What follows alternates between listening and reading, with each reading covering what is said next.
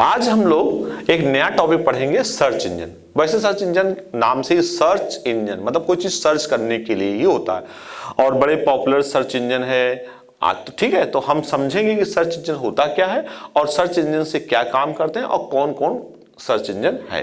तो आइए देखते हैं इसके बारे में इंफॉर्मेशन। तो सर्च इंजन क्या है? सर्च इंजन में वांछित सूचनाओं यानी डिजायर्ड इंफॉर्मेशन संबंधित कीवर्ड्स को खोजने के लिए टाइप किया था। इन सपोज आपको कोई रिजल्ट चाहिए तो आपने लिखते हैं रिजल्ट, या कोई मटेरियल चाहिए तो आप तो उस पर्टिकुलर वर्ड्स को लेकर सर्च करते हैं तथा यह संबंधित सूचनाओं या रिलेटेड इंफॉर्मेशन को खोजकर वेबसाइट पर उसकी सूची प्रदर्शित करता है। ठीक है, वेबसाइट पर इसकी सूची मतलब दिखाता है कि भैया ये चीजें यहाँ पे उपलब्ध है। आगे बात करते हैं वेब ब्राउजर में कोई टेक्स्ट। वेब ब्राउजर जैसे अभी हम लोग पढ़े थे कि जहां पे हम सर्च करते हैं, वेब ब्राउजर में कोई टेक्स्ट या फ्रेज डालने के पश्चात सर्च इंजन इससे संबंधित वेब पेज की सूची प्रदर्शित करता है। वैसे सबसे ज्यादा हम लोग यूज करते हैं गूगल। कोई भी हमें चाहिए होता है गूगल ओपन करते हैं, वहां टाइप करते हैं, इंटर करते हैं, उससे रिलेटेड वर्ड में जहां जहां भी कुछ होता है वो हमें दिखा देता है। ठीक, तो सर्च इंजन की अगर हम लोग बात करें तो सर्च इंजन स्पाइडर तथा वेब क्रॉलर प्रोग्राम का प्रयोग वेब पर प्रकाशित नए वेब पेज अथवा दस्तावेजों को देखने तथा उनके वेब एड्रेस का पता लगाने के लिए करता है। ठीक है, यानी अगर हम बात करें कि भाई सर्च इंजन करता क्या, तो भाई क्या करता है सर्च इंजन, चाहे फेस से चाहे उससे सर्च करता है कि उससे संबंधित कीवर्ड्स कहां कहां पर है और वो हमें दिखाता है, उसकी पूरी एक लिस्ट दिखाता है। ठीक, आइए हम कुछ क्या आप जानते हैं मैं कुछ देखते हैं कुछ इंपॉर्टेंट बातें।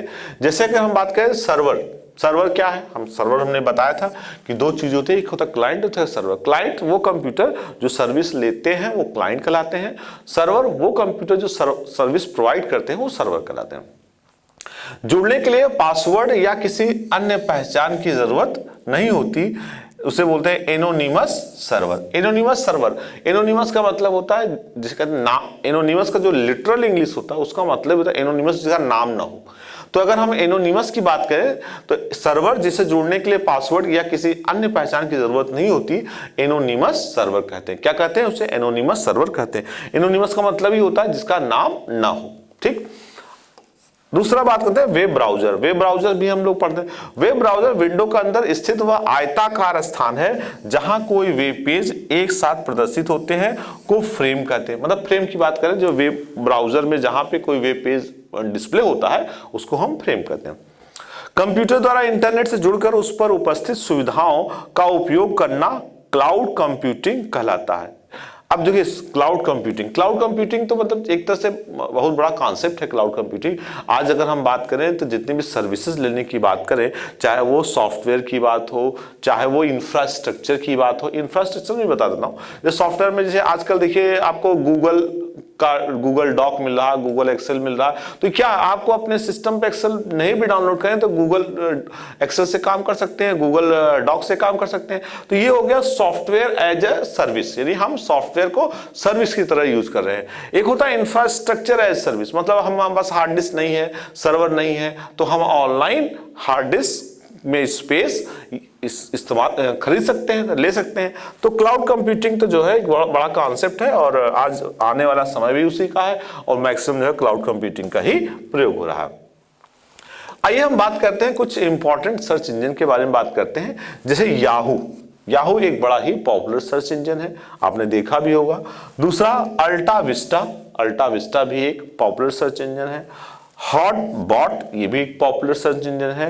वेब क्रॉलर, जैसे भी हम बताते हैं वेब क्रॉलर से, और एक है एक्साइट। ये सब जितने भी सर्च इंजन है, यहां इनको ओपन करके अगर हम कोई भी कीवर्ड डालेंगे या कोई फ्रेज डालेंगे तो उससे संबंधित जो भी वर्ड्स जहां पर भी होंगे, जो भी वेबसाइट होंगे, उसको ये ओपन कर देता है। ठीक है, आगे हम कुछ इनके बारे में थोड़ा डिटेल पढ़ लेते हैं। याहू की बात करें, किसकी बात करते हैं? याहू की। याहू क्या है? याहू सर्च इंजन उपयोगकर्ता के वेब पर वांछित सूचनाएं, जो डिजायर्ड इंफॉर्मेशन होता है, उसको खोजने के लिए। ठीक है, सूचना यानी इंफॉर्मेशन को विषयानुसार 14 श्रेणियों में विभाजित किया गया है। अगर हम श्रेणी की बात करें, भाई कितने श्रेणी? तो 14 श्रेणी, जो इसके होम पेज पर उपलब्ध रहता है। होम पेज पे ही रहता है, भाई आप क्या सर्च करना है, फोटो करना है, इमेज करना है, वीडियो करना है, तो यह मूल रूप से खोज निर्देशिका यानी सर्च डायरेक्टरी है। यह क्या है? एक तरह से सर्च डायरेक्टरी। डायरेक्टरी मतलब क्या होता है? डायरेक्टरी वह प्लेस है जहां हम किसी चीज को खोज सकते हैं, ठीक, जिसमें विभिन्न वेब एड्रेस या लिंक के विषय के अनुसार हियरार्किकल व्यवस्था रहती है। जैसे कि फोटो है तो फोटो किसकी फोटो देखना है, तो वो सब क्राइटेरिया वाइज अपने आप हियरार्की वाइज डिस्ट्रीब्यूटेड रहता है। तो याहू के बाद हम बात करते हैं अल्टा विस्टा, ठीक। अल्टा विस्टा, इसका विकास, अगर विकास की बात करें, डेवलपमेंट की बात करें, तो इसका विकास डिजिटल इलेक्ट्रॉनिक कारपोरेशन, किसने किया था? डिजिटल इलेक्ट्रॉनिक कारपोरेशन, ठीक है, डेक द्वारा किया गया था। अल्टा विस्टा की बात करें तो अल्टा विस्टा एक स्पाइडर प्रोग्राम स्कूटर का प्रयोग करता है। क्या करता है? एक स्पाइडर प्रोग्राम स्कूटर का प्रयोग करता है। स्कूटर प्रोग्राम वेब तथा यूजनेट न्यूज ग्रुप तथा ट्रैवर्स अर्थात ट्रैवर्स मतलब होता घूमना। तो ये अल्टा विस्टा क्या, ये भी आपका एक जो है बहुत ही पॉपुलर सर्च इंजन है। इसकी मदद से हम जो है चीजों को सर्च करते हैं। तो उसमें जो प्रोग्राम होता है उसका नाम स्कूटर है। अब स्कूटर मतलब जानते हैं हम लोग खोजने के लिए, घूमने के लिए, सेम चीज उसका यहाँ पर भी है। यूजनेट होता है और ट्रैवर्स मतलब भी आपका ट्रेवलिंग से है। ट्रैवर्स मतलब सर्च करना या खोजना। आगे बात करते हैं हॉटबॉट। क्या बात करते हैं? हॉटबॉट। यह सर्च इंजन विशिष्ट शब्दों यानी स्पेसिफिक वर्ड्स या मुहावरा या मल्टीमीडिया को वेब पर खोजता है। अगर हमें मुहावरा खोजना है या पर्टिकुलर तो हॉटबॉट पर करते हैं। सबसे उपयुक्त है यह वेब दस्तावेज डॉक्यूमेंट को प्राप्त कर रिट्रीव करने के लिए, ठीक है, स्लप नामक नोबाट तथा वर्क स्टेशन के समानांतर नेटवर्क, पैरेलल नेटवर्क का प्रयोग करता है। यानी किस तरह ये करता है, इसमें क्या क्या चीजें होती है उसके बारे में बता रहा था। तो इसमें जैसे वेब पर खोजने के लिए सबसे उपयुक्त है। सबसे पहली बात किसके लिए उपयुक्त है? यानी अगर जनरली तो हम लोग होता क्या है, गूगल में कोई भी चीज टाइप कर देते हैं, वो हमें सर्च करके दे देता है। हम इस तरह से नहीं देते कि हमें मुहावरा देखना है तो हम कोई दूसरा खोजें या तीसरा खोजें। हम लोग की डिपेंडेंसी गूगल में बहुत ज्यादा बढ़ गई है। लेकिन ऐसा नहीं है, बहुत से और भी सर्च इंजन है हमें जानना चाहिए कि उनका, अगर गूगल से भी अच्छा, अगर हम मुहावरे की बात करें, कोई मुहावरा सर्च करना तो गूगल से भी मिल सकता है। लेकिन अगर अब वो आप हॉटबॉट से देखोगे तो जल्दी और अच्छे मिलेंगे, ठीक है। तो इसमें जो है जो भी फ्रेजेस आप डालेंगे मल्टीमीडिया को वेब पर खोजने के लिए सबसे उपयुक्त है। किसके लिए है? ये जो भी फ्रेज को आपको खोजना है, ठीक।